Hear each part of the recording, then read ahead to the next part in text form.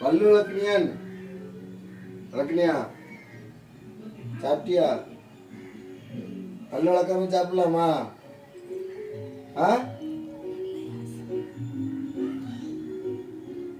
என்ன முழிக்க? பதில் சொல்லு.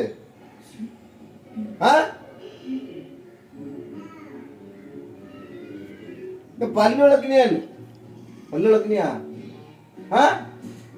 பல்லு விளக்குனியா? அதுக்கு முன்னாடி சாப்பிட்டாச்சு அப்படிதானே? என்ன திருட்டு முடிக்க? எதுக்கு சாப்பிட்ட? பல்லு விளக்க முன்னாடி எதுக்கு சாப்பிட்ட? உன்ட்ட தானே கேட்கிறேன்.